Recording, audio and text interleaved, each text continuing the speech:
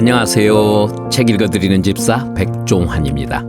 오늘은 자폐장애인들이 일하는 곳의 소망 이야기입니다. 희망 제작소 레그랜느. 자폐장애인으로 구성된 일터인데요. 이 일터를 설립하고 운영을 맡고 있는 남기철 대표님이 이 책의 저자입니다. 남기철 대표님의 단 하나의 소원은 아들 범선 씨가 이 사회의 구성원으로 살아갈 수 있도록 하는 것이라고 합니다. 그러나 세상의 장벽에 부딪힐 때마다 포기하려고 했지만 그때마다 40살이 넘어가는 아들이 아빠 회사 안 가? 새벽부터 아버지의 손을 잡아 끌었다고 합니다. 이렇게 10년을 넘게 가시밭길을 뚜벅뚜벅 걷고 계시는 남기철 대표님. 남기철 대표님은 이 가시밭길을 함께 동행해 주시는 주님께 한없이 감사드린다고 고백합니다. 주님의 은혜가 아니면 아무것도 할 수 없다고 말입니다. 가시밭길을 아들과 함께 걷는 아버지의 이야기, 주님께서 주신 은혜, 주님이 함께한 시간들을 백종환 집사의 목소리로 들어봅니다.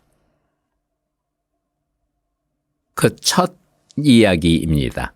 범선이의 첫 출근. 2001년 10월 8일은 범선이가 보호작업장으로 첫 출근하는 날이었습니다.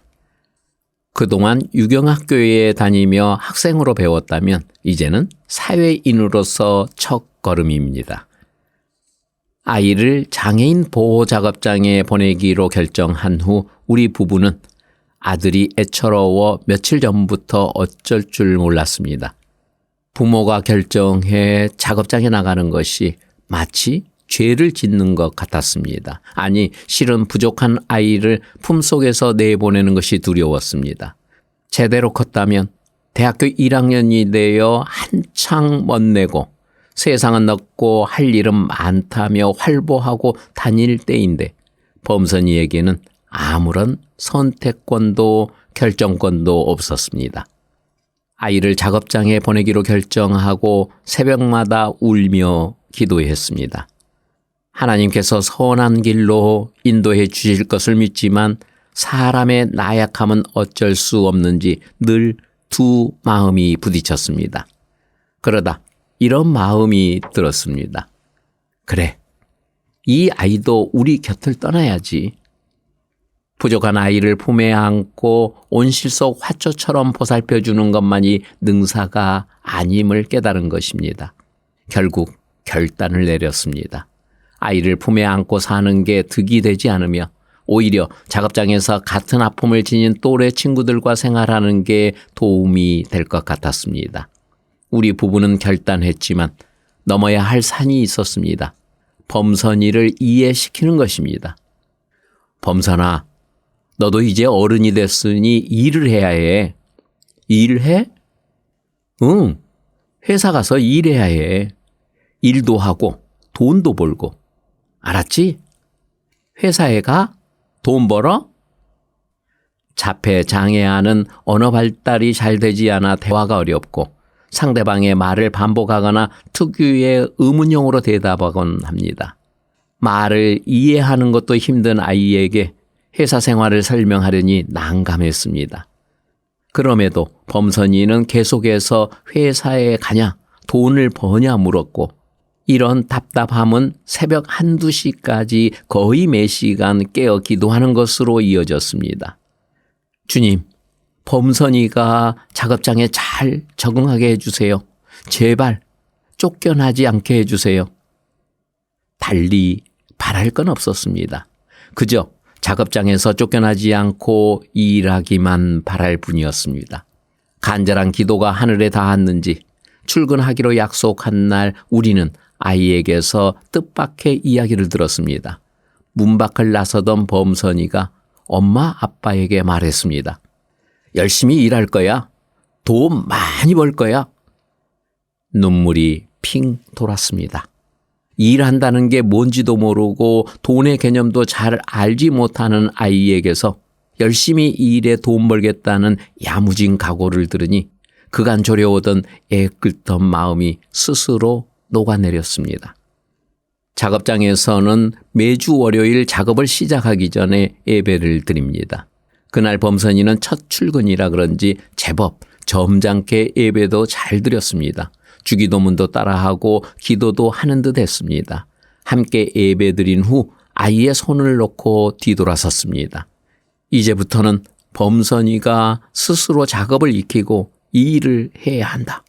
다시금 걱정이 마음을 뒤덮었습니다. 회사로 돌아와 업무를 시작했지만 일이 손에 잡히지 않았습니다.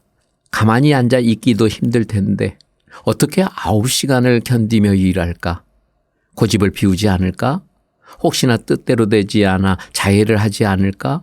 온갖 걱정과 불안에 가슴이 타들어갔습니다.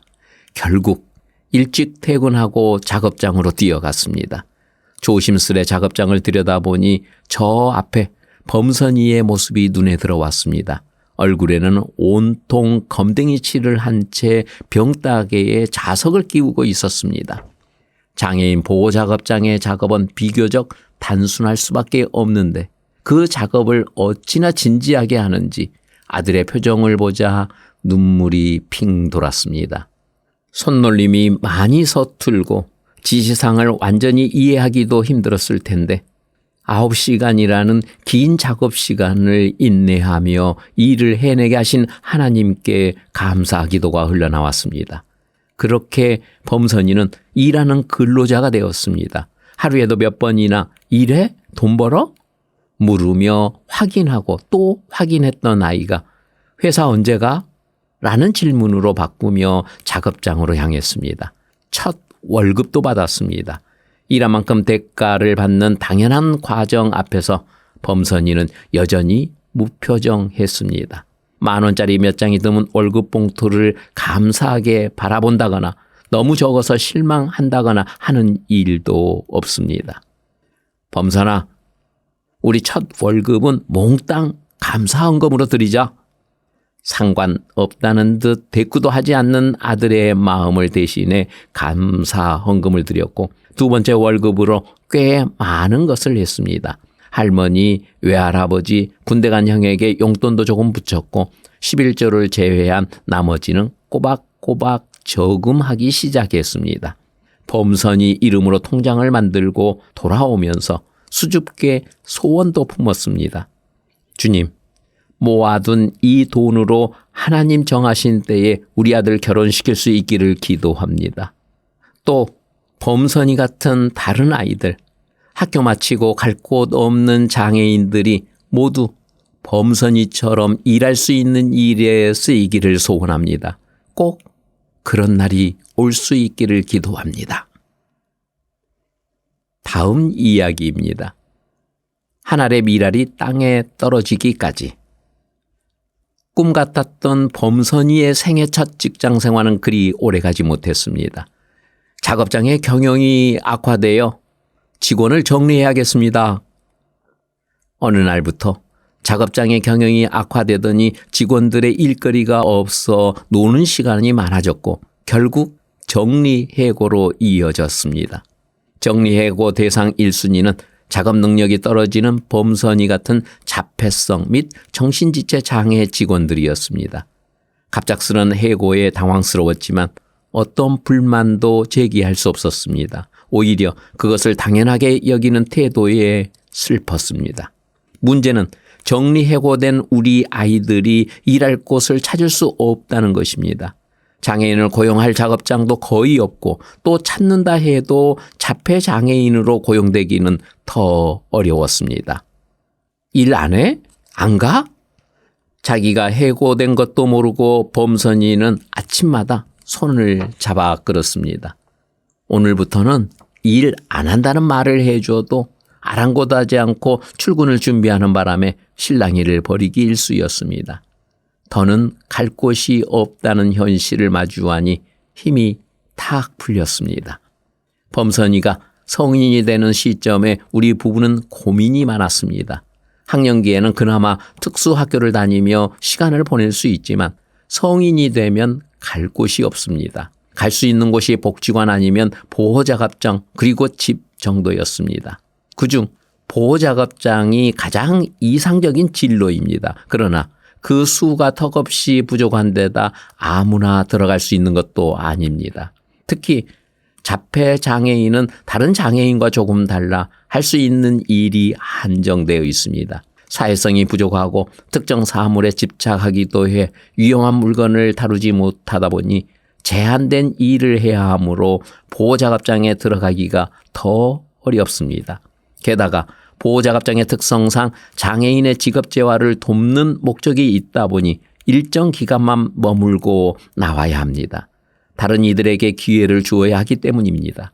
그러니 운 좋게 들어간다 해도 결국 다시 집으로 향하는 경우가 많습니다. 천만다행으로 작업장에 들어갔으나 정리해고를 당하고 나니 할 수 있는 건 매일 기도뿐이었습니다. 그러던 중 갑자기 우리가 장애인을 위한 보호작업장을 시작하면 어떨까? 교회와 의논하면 할 수 있지 않을까? 하는 생각이 떠올랐습니다. 주님의 강한 사인이 아니었나 싶습니다. 내가 장애인 복지에 발을 들여놓게 되는 순간이었습니다. 다행히 남서울 은혜교회에서 내 이야기를 듣고는 보호작업장으로 사용할 공간을 마련해 주었습니다. 재단의 이름을 빌려 미랄 보호작업장을 시작하게 된 것입니다. 그동안 내 개인 사업으로 번 수익이 이때를 위함이라고 생각하고 모두 투자해 보호작업장의 기본을 갖추었습니다. 우리의 보호작업장에서 생산할 제품 아이템을 수월하게 정할 수 있었습니다. 사업차 해외 출장이 잦았기에 외국 공항을 둘러볼 기회가 많았는데 그때 눈에 띈 것이 수제 비누였습니다. 다양한 모양과 기능을 갖춘 비누를 보면서 늘 범선이와 친구들을 떠올렸습니다. 기계가 아닌 손으로 만든 제품이니 충분히 생산 가능할 거라 생각했는데 이렇게 기회가 찾아온 것입니다. 교회 안에 보호작업장이 생긴다는 소식을 어떻게 들었는지 여기저기서 문의가 들어왔습니다. 이전 작업장에서 해고된 친구들부터 범선이와 함께 산행하던 친구의 부모님까지 갈 곳 없는 자폐장애인들이 취업을 원했습니다. 그러나 모두 수용할 수 없어 최소한의 인원인 12명을 우선 채용했습니다. 고용 원칙도 새로 정했습니다. 기존의 보호작업장을 보면 장애인 직원은 거의 들러리로 보조 역할에 그쳤던 터라 그 점을 지양하기로 했습니다. 조금 느리고 서툴러도 장애인 직원이 주가 되고 일반 직원은 도움을 주는 형태로 최소 인원을 채용했습니다. 그 결과 특수학교를 졸업한 지 1년 된 친구부터 30대 후반의 자매까지 12명을 고용할 수 있었습니다. 모두 자폐성 발달장애와 지적장애가 있는 이들이었지만 개개인의 특성이 있기에 각각에 맞는 직업 교육을 해야 했습니다. 범선이 역시 미랄 보호 작업장을 시작하면서 고용된 직원이기에 다른 직원들과 함께 작업을 배우고 익혔습니다. 이들의 직업 교육 방법은 오로지 반복뿐입니다. 당시만 해도 장애인들이 수제 비누를 만들어 파는 경우가 많지 않았기에 제법 차별성이 있다고 생각했습니다. 반복의 힘은 컸습니다. 직원들의 느린 손으로 만든 햅시바 수제 비누가 선보였습니다. 햅시바의 성경적 의미는 나의 기쁨이 그에게 있다로 기쁨이 우리 장애인 친구들에게 있기를 소원하며 브랜드 이름을 붙였습니다. 미랄 보호작업장은 아직 정부의 보조가 어려운 형편이었기에 자력으로 운영해 나가야 했습니다. 초기 비용이 만만치 않게 들었고 그 외에 들어가야 할 비용도 많았기에 부담이 된 것도 사실이었습니다. 그러나 우리 아이를 위해 시작한 일이니만큼 아깝다는 생각 없이 비용을 충당했습니다. 햅시바 수제비누는 기존의 수제비누보다 가격을 저렴하게 책정하면서 품질을 높였습니다. 직원들이 한치의 오차 없이 매뉴얼대로 하는 데다 한눈 팔지 않고 성실히 일한 덕분이었을까요? 우리 비누를 써본 이들의 반응이 아주 좋았습니다.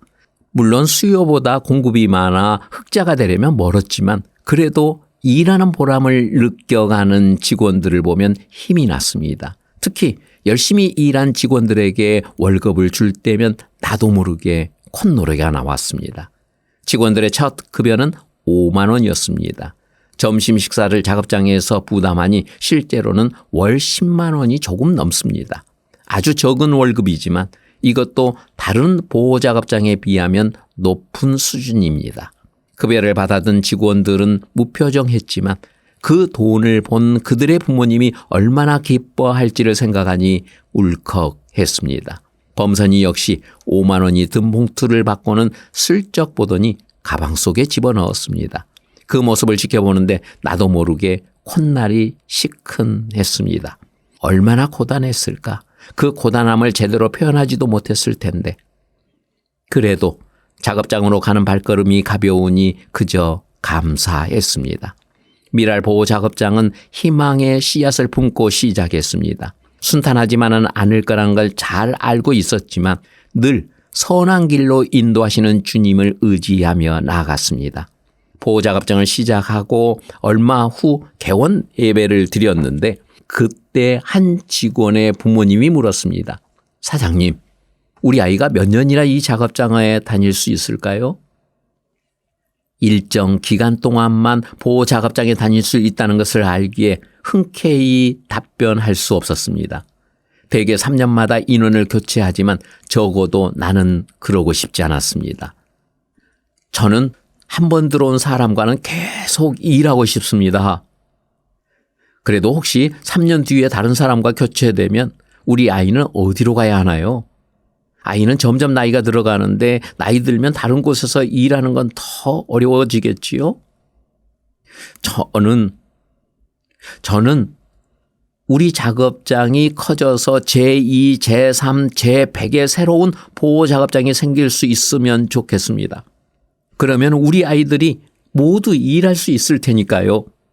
우리 그렇게 되기를 기도합시다. 나는 미랄 보호 작업장이 한 알의 미랄이 되기를 소원했습니다. 하나의 미랄이 커다란 나무가 되듯 이 작업장이 확장되어 모든 장애인이 시간에 구애받지 않고 눈치 보지 않고 일할 수 있는 곳으로 확장되기를 꿈꾸었습니다. 다음 이야기입니다. 레그랜느의 시작. 새로 만든 작업장의 이름을 레그랜느라고 붙였습니다. 씨앗들이라는 뜻의 프랑스어로 리그레이너, LESGRAINES라고 씁니다. 오래전 작업장을 생각하면서 처음 떠올린 단어가 미랄이라는 단어의 영어 표현이 시스였습니다.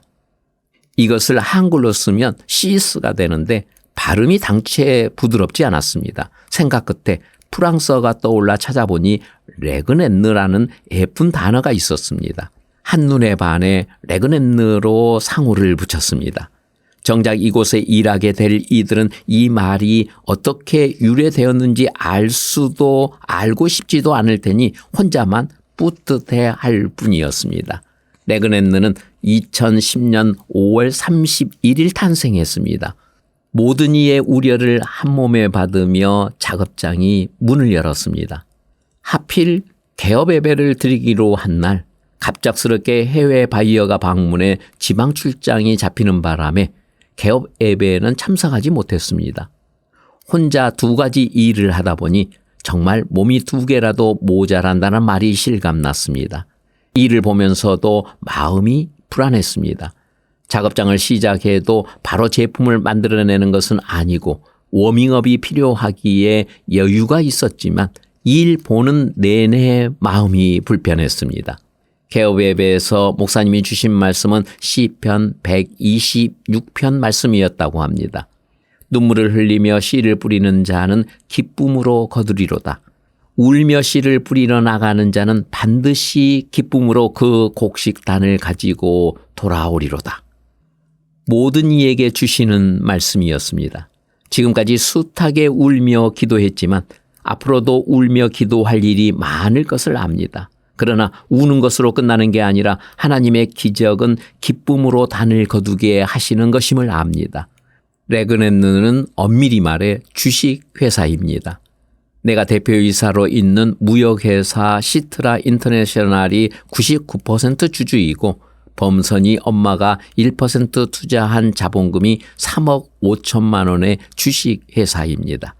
주주 2명으로 구성된 보잘것없는 회사지만 우리 주주는 회사의 이익금을 개인적으로 단 1원도 쓰지 않겠다고 다짐했습니다. 하나님이 도우셔서 이 회사가 크게 발전한다 해도 우리 아이들이 일할 수 있는 작업장을 만드는 데만 힘을 쏟기로 서원했습니다. 개업예배에서 주신 말씀을 마음밭에 심고 기쁨으로 단을 가지고 돌아오게 만들겠노라고 기도했습니다. 이를 위해 울며 씨를 뿌리는 일도 마다하지 않을 것이라 다짐했습니다. 다음 이야기입니다. 하나의 씨앗을 틔우기 위해. 자, 여기 판 위에 동그라미 10개가 있지? 이 위에 이 쿠키를 하나씩 놓고 이렇게 포장하는 거야. 이 판 위에 몇 개가 있다고? 10개. 그래, 어디 한번 놓아보자. 매일 아침 레그넷네에는 가르치는 자와 가르침을 받는 자의 힘겨운 씨름이 이어졌습니다. 씨앗 하나를 틔우기 위해 힘겹고도 눈물겨운 광경이었습니다. 레그넷네는 쿠키와 와플 종류를 만드는 작업장과 이를 판매하는 카페 두 부문으로 나뉘었습니다. 주 근로자가 되는 장애인들이 베이커리 제조뿐 아니라 서비스도 할 수 있도록 가르치고 훈련시킬 계획이었습니다. 개업에 앞서 5개월 전 미리 파티쉘을 영입해 설비를 발주하고 레피시를 결정했습니다. 이렇게 준비 작업을 해놓았기에 일의 시작은 빨랐습니다. 유명 화가 한 분이 아름다운 벽화와 커다란 그림을 그려주었습니다.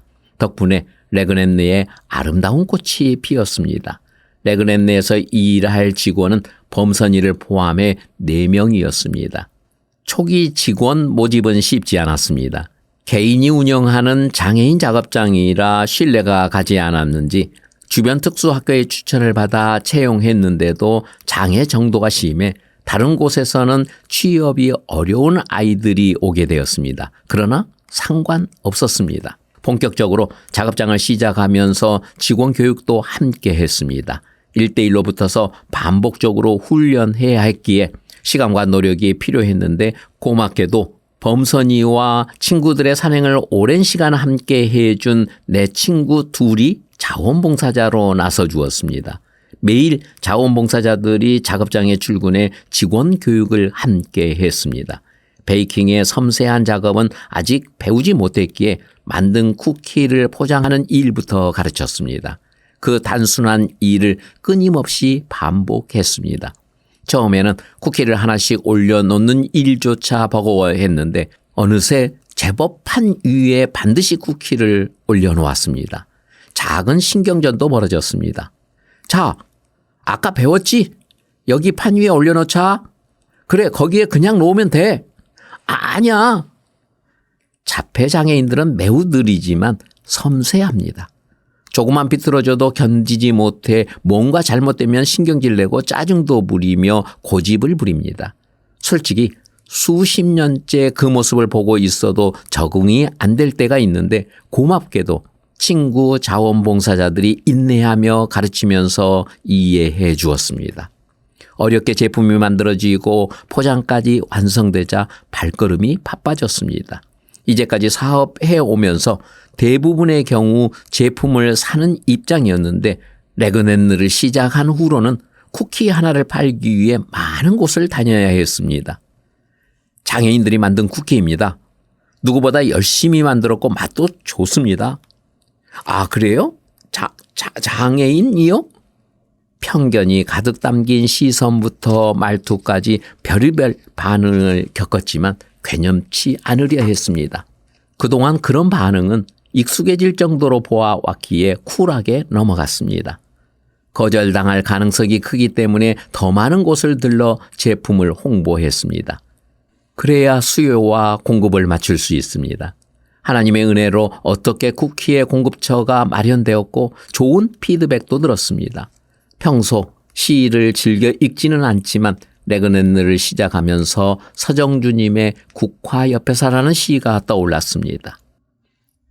한 송이의 국화꽃을 피우기 위해 봄부터 소쩍새는 그렇게 울었나 보다. 한 송이의 국화꽃을 피우기 위해 천둥은 먹구름 속에서 또 그렇게 울었나 보다. 그립고 아쉬움에 가슴 졸이던 먼 젊음의 뒤안길에서 인제는 돌아와 거울 앞에 선 내 누님같이 생긴 꽃이여. 노란 내 꽃잎이 피려고 간밤에 무서리가 저리 내리고 내게는 잠도 오지 않았나 보다. 이 시의 구절이 그 어느 때보다 마음에 알랄이 박혀왔습니다. 레그넨느가 드디어 태어났고 사단법인 미랄 천사가 이제 막 꽃을 피웠습니다. 레그넨느 직원들이 이제는 작업장에 익숙해져서인지 새로운 것을 시키기가 힘이 듭니다. 자기 방식대로 하겠다고 고집부리고 우리는 해결책을 내놓아야 합니다. 그러나 이 모든 과정이 좋은 쿠키가 나오는 과정이라 생각합니다. 무엇 하나 쉬운 게 없지만 언젠가 한 송이의 어여쁜 꽃이 피어날 것을 기대하며 위안을 삼습니다. 우리 역시 한 알의 레그넨느를 피우기 위해 그렇게 울고 또 울고 잠도 오지 않았나 봅니다. 레그넨느가 1년이 되어갈 무렵 작업장에는 범선이와 같은 천사 4명, 제과 기술자 2명, 바리스타 1명, 기타 선생님 2분이 일을 했습니다. 욕심을 내본다면 천사를 2명 정도 더 받고 더 넓은 장소에 새로운 작업장을 만들어 더 많은 천사에게 일할 기회를 주고 싶었습니다. 그리고 작업장은 천사들을 위한 직업 교육장으로 쓰고 싶었습니다. 나는 그렇게 꿈을 꾸며 살았습니다. 누누이 말하지만 꿈꾸는 건 자유입니다. 게다가 나는 하나님이 주신 비전이 꿈이라고 믿습니다. 하나님이 어떤 사람에게 비전을 주실 때는 그 비전을 이루겠다는 의지가 강할 거라는 말씀을 새벽기도 중에 목사님께 들었습니다. 그 말씀이 큰 도전이 되었습니다. 다음 이야기입니다. 에덴 동산을 꿈꾸며. 범선이는 나름 돈 있는 청년입니다. 직장생활 10년이 넘다 보니 통장에 제법 돈이 모였습니다. 게다가 색소폰 연주자로 무대에 설 때마다 받는 사례비까지 통장행이다 보니 돈이 계속 쌓였습니다. 마음 같아서는 스스로 월급 관리도 하면 좋겠지만 아쉽게도 그건 잘 안 됩니다. 돈을 번다는 건 아는 것 같은데 경제 개념이 없습니다. 숫자 개념이 명확하지 못해 거스름돈도 받을 줄 모르고 무조건 10,000원짜리만 내고 계산합니다. 과자 하나를 사도 10,000원. 뭔가를 살 때면 무조건 10,000원짜리만 냅니다. 거스름돈을 세어보지도 않고 지갑에 쑤셔넣으니 월급 관리는 부모의 몫이 되었습니다. 범선, 이거 이번 달 월급이야. 통장에 넣는다. 네. 그게 무슨 의미인지도 모르는 것 같지만 어쨌든 범선이의 저축이 늘어갈 때마다 또 다른 꿈에 한 걸음 다가선 기분이 듭니다. 나와 아내는 무조건 범선이를 위한 일에 쓰기로 했는데 드디어 그 일을 실행할 시간이 왔습니다. 우리가 원하는 것은 하나입니다. 부모 없이도 스스로 자립할 수 있는 장애인 공동체를 만드는 것. 2011년 드디어 농장을 만들 만한 땅을 포천에 구입했습니다. 범선이의 저축이 자본금이 된 범선이 앞으로 된 부지입니다. 세무서에 서류를 제출할 때도 자금 출처를 완벽하게 제시할 수 있었습니다. 포천에 농장을 마련하고 나니 마음이 들떴습니다. 자폐장애인들이 평생 일할 수 있는 일터를 마련하는 것이 첫 번째 꿈이고 평생 자립할 수 있는 자립 공동체를 만드는 것이 두 번째 꿈이었는데 두 번째 꿈을 펼칠 장소를 마련한 것입니다. 평생 일굴 수 있어 자폐장애인들이 비교적 수월하게 적응할 수 있을 것입니다. 자립 공동체의 기반이 될 농장이 생기니 시작이 반이라는 생각이 들었습니다. 마음속에서는 이미 갖가지 농작물이 자라고 있었습니다. 세상의 창조를 한 곳에 담은 곳이 에덴 동산인 것처럼 포천의 농장이 우리 아이들의 미래와 희망을 담은 동산이 되기를 기도했습니다. 사시사철 아름다운 꽃이 피고 땀을 흘린 만큼 수확을 거두어 이웃과 나눌 수 있는 곳, 땅의 정직함과 땀의 근면함, 사람의 귀함이 공존하는 곳이 되길 기도했습니다. 드디어 범선이와 나의 농사가 시작되었습니다. 처음 일을 시작할 때 첫삽을 뜬다는 표현을 쓰는데 남들 보기에는 대단한 일이 아닐지 몰라도 우리 부자에게는 꿈꾸던 일의 첫 삽을 뜨는 일이었습니다. 범선아, 이제부터 여기에 농사를 지을 거야. 당연히 말뜻을 이해하지 못하는 범선이는 여기저기 뛰어다니느라 바쁩니다. 결국 보상카드를 꺼냈습니다. 자, 오늘 첫 삽질을 하는데 약속한 만큼 잘하면 너 좋아하는 라면 끓여줄게. 금방 눈빛이 달라진 아들을 데리고 몇 번을 가르치고 또 가르쳤습니다. 처음부터 가르친 건 삽질이었습니다. 삽질이야말로 농사의 시작입니다. 범선아, 이렇게 삽을 발로 밟아서 땅속에 쑥 박아야 해. 한번 해봐. 땅에 삽이 박히면 이렇게 흙을 떠서 뒤집어. 몇 번을 반복했을까요? 드디어 범선이가 삽질에 성공했습니다. 원래 두 가지 행동을 동시에 못하는데 그것을 해낸 것입니다. 과연 땅이 주는 기운이 있나 봅니다. 여기 밭고랑 다 메고 점심 먹자. 범선이는 열심히 삽질하며 밭을 기경해 나갔습니다. 서툴러도 배운 대로 잘 따라하는 모습을 보며 밭에 심을 모종을 정리하고 있는데 갑자기 한 고랑을 다 맨 범선이가 삽을 팽개치고 도주하기 시작했습니다. 야, 남범선! 농사일이라는 게 얼마나 수고스러움이 들어가야 하는지 느꼈을까요? 밭 한 고랑을 매더니 무기를 버리고 도망쳤습니다. 그 모습을 뒤에서 지켜보던 범선이 할머니는 재미있는지 껄껄껄 웃으십니다. 그 큰 덩치를 움직이며 도망치는 뒷모습을 보며 어쩔 수 없이 삽을 들고 나머지 밭을 맨 뒤 열무 한 고랑, 상추와 쑥갓, 양배추를 한 고랑씩 심었습니다. 그래도 첫 삽을 잘 떠진 것 같습니다. 인류 최초의 달 착륙과 버금가는 첫 삽질이었다고 자부합니다. 무엇보다 손주가 농사일 시작하는 모습을 할머니가 지켜보신 것이 참 감사했습니다. 눈에 넣어도 아프지 않을 손주, 아픈 손주가 잘 자라 일할 수 있다는 것 자체가 감격에 겨우신 듯 연신 기뻐하십니다. 우선 범선이부터 훈련하며 적응하도록 해야 하겠습니다. 물론 해야 할 일을 마무리하지 못하고 도주한 전적은 있지만 그것도 나아질 거라 믿습니다. 포천 농장에서 시간을 보내고 집으로 돌아오는데 드르릉 드르릉 뒷좌석에서 코 고는 소리가 들려왔습니다. 범선이 소리입니다. 고됐는지 요란하게 코를 고는데 그 모습이 재미있어 어머니와 또 한 차례 웃었습니다. 봄입니다. 나는 밤에 달빛에 오르진 봄꽃을 바라보며 일하는 내내 봄꽃 한 번 보고 일 한 번 하고 했는데 우리 아이는 어떤지 모르겠습니다. 범선이도 꽃이 좋고 달빛이 좋고 봄을 느낄 수 있으면 좋겠습니다. 다음 이야기입니다. 우리도 도울 수 있어요. 아파본 사람이 아픈 자의 마음을 안다고 합니다. 신체적인 어려움을 겪으면서 누구에게도 말할 수 없는 감정과 정서를 공감할 수 있어서입니다. 평생 자폐장애인과 함께한 나는 그들의 행동을 이해할 수 있지만 그들의 마음까지 이해하기는 어렵습니다. 오랜 경험으로 미루어 짐작하는 정도입니다. 그런데 우리 천사들은 그렇지 않습니다.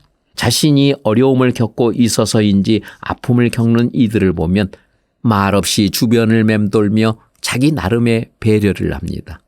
레그넨너 보호작업장을 운영하면서 많은 이들의 도움을 받았습니다. 때마다 몇몇 기관 관계자들이 와서 제품을 사기도 하고 후원금을 주기도 했습니다. 여기저기 도움을 받은 터라 그저 마음으로 고마움만 간직했을 뿐이었는데 어느 날 그런 생각이 들었습니다. 우리 천사들도 마음이 아픈 이들인데 아픈 다른 이들의 마음을 위로해 줄 수 있지 않을까? 그러던 차에 병원에서 본 소아암 병동이 떠올랐습니다. 암투병 중인 아이들과 부모님들이 지치고 어두운 표정이 생각나 마음이 무거웠습니다. 병명은 다르지만 자폐라는 장애를 가지고 있는 우리 아이들과 암이라는 무거운 병을 가지고 사는 그 아이들. 이 모든 아픔의 짐을 지고 뒷바라지하는 우리 부모들의 모습이 오버랩되며 어떻게 하면 위로할 수 있을까 생각하다가 병원을 찾아가기로 마음먹었습니다. 마침 어린이날이 다가오고 있어 레그랜느 직원들이 특별한 쿠키를 만들었습니다. 정성과 기도를 담아 만든 쿠키를 삼성병원 소아암 병동에 전달했습니다. 아주 작은 손길이지만 그래도 자폐장애인들이 만든 수제 쿠키니 먹고 힘내라는 메시지도 전했습니다. 아이들과 직접 만날 수 없기에 쿠키만 전달하고 병원 관계자와 이야기를 나누었습니다. 그런데 다음 날 피드백이 왔습니다. 남 대표님, 주신 쿠키는 소아암 병동에 잘 전달했고요. 아이들과 부모님들이 너무 좋아하시더라고요.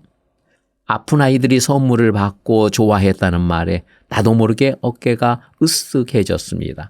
그 말에 가만히 있을 수 없어 예수님 오신 성탄절에 다시 쿠키를 들고 가겠다고 했습니다.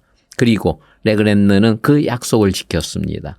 예수님은 이 땅에 오실 때 낮고 천한 자로 오셨고 낮은 자로 사람들을 섬기셨는데 우리는 그분의 자녀이며 제자로서 당연히 사랑하고 섬겨야 합니다. 성탄절 쿠키를 전하며 우리는 새롭게 약속했습니다. 매년 어린이날과 성탄절에 꼭 들르겠다고. 그 약속은 해마다 지키고 있는데 2019년에는 병원에서 주는 감사패를 받기도 했습니다. 상을 받으려고 한 일은 아니었지만 그래도 작은 자들의 마음을 알아주는 것 같아 또 다른 위로가 되었습니다. 병원 측과 이야기할 기회가 생겨 그동안 여러 채널을 통해 말해온 자폐장애인의 의료 제도에 관한 이야기를 했습니다. 자폐장애인들이 병원을 이용할 때 얼마나 많은 제한이 있는지, 마음껏 아프지도 못하는 복지 사각지대에 놓인 우리의 상황을 이야기하자 매우 관심 있게 들어주었습니다. 고맙게도 도울 방법을 검토해 보겠다는 병원 측의 답변을 받았습니다. 작은 정성이지만 아픈 자에게 위로와 격려가 되기를 바라며 시작한 일이 이렇게 부메랑이 되어 돌아오니 과연 세상은 살만하다고 생각이 들었습니다. 레그랜느의 쿠키로만 도울 수 있는 건 아닙니다. 용인에 있는 치매 노인 시설을 방문하게 되면서 레그랜느 직원들은 발군의 실력을 발휘해 돕는 일을 시작했습니다. 그 발군의 실력은 빵과 쿠키 만드는 기술이 아닌 음악적 재능입니다. 범선이는 색소폰 연주로 이미 무대에 서고 있고 레그랜느의 오카리나 합주단도 연주할 정도가 되었기에 치매 할머니 할아버지를 위한 위문 공연을 열었습니다. 어쩌면 학예회 수준이었을 수도 있지만 우리로서는 최선을 다한 무대였습니다. 남에게 도움받는 데 익숙한 우리 아이들이 다른 이들에게 조금이나마 도움을 준 최초의 기회였기에 더욱 열심히 준비했습니다. 미랄 천사 3명이 연주하고 천사 민성이의 아빠가 멋지게 사회를 보고 트로트 메들리 열창까지 해주는 바람에 복지원이 오랜만에 들썩거렸습니다. 색소폰 연주를 맡은 범선이가 내 나이가 어때서 사랑은 아무나 하나를 신나게 연주하니 할머니 할아버지의 얼굴에 환하게 주름이 갈 정도로 흐뭇해 하셨습니다. 아이고 잘한다. 무대에 서지 않는 레그랜느 청년들은 직접 만든 빵과 음료수를 대접했습니다. 정신을 잃어가고 있는 할머니, 할아버지도 그 순간만큼은 손뼉치고 웃으며 우리가 준비해간 간식을 드셨습니다. 짧은 시간이었지만 어르신들 얼굴에 기품이 스쳤습니다. 어찌 보면 우리 천사들과 그 어르신들의 상황이 다르지 않는 것 같았습니다. 기억을 잘 못하는 것과 기억을 잃어가는 어디쯤이 비슷한 듯 했고 자폐아를 바라보는 어르신들의 애잔함과 기억을 잃어가는 어르신을 바라보는 우리 아이들의 담담함이 쓸쓸한 웃음을 주는 것 같았습니다. 감사합니다. 레그랜느 직원들의 방문이 끝나갈 즈음 범선 엄마에게 한 어르신이 고맙다며 인사하더랍니다. 눈물이 핑 돌았습니다. 사랑은 받는 것보다 주는 게 더 아름답다는 예수님의 가르침은 진실이었습니다. 아파본 자에게 아픈 자의 마음을 위로할 수 있는 특권을 주심에 감사했습니다. 또 부족한 자를 용서하여 영광 받으시는 주님께 감사했습니다. 다음 사연입니다. 정우 언제 와? 진호 언제 와? 렉은 냈느 가요? 범선이가 부쩍 심하게 보챘습니다. 작업장을 시작할 때부터 그 아이의 부지런함을 익히 알았지만 코로나로 작업장이 한 번 멈추고 나니 여파가 컸습니다. 아마도 범선이에게는 일거리가 있건 없건 일하는 곳에 매일 나가는 것이 관건이었나 봅니다. 범선아, 너무 빨라. 조금 더 있다 가도 돼. 렉은 냈느 가요? 막무가내라 어쩔 수 없어 평소보다 훨씬 일찍 집을 나섭니다. 다 큰 청년의 손을 잡고 나서는 마음이 착잡했습니다. 가봤자 일거리도 없는데 하는 생각이 들다가도 또 한편으로는 작업장이라도 갈 곳이 있어 다행이라는 안도감이 들었습니다. 레그넨느는 코로나로 또다시 2주간 휴업에 들어갔습니다. 범선이는 이 상황을 아는지 모르는지 7시 40분에 작업장에 도착해 자기가 할 일을 시작했습니다. 출근과 동시에 시작된 성경 필사가 벌써 10년째입니다. 어찌나 집중해서 쓰는지 보고 있는 내내 그 진지함에 감동할 때가 많은데 그 말씀이 깨달아지는 성령의 역사가 임하기를 바랄 뿐입니다. 성경 쓰기가 끝나면 8시 40분, 다른 때 같으면 출근한 다른 직원들과 반죽을 만들며 분주할 텐데 곁에 아무도 없으니 범선이가 묻습니다. 정우 언제 와? 응, 곧 만나게 될 거야. 진호 언제 와?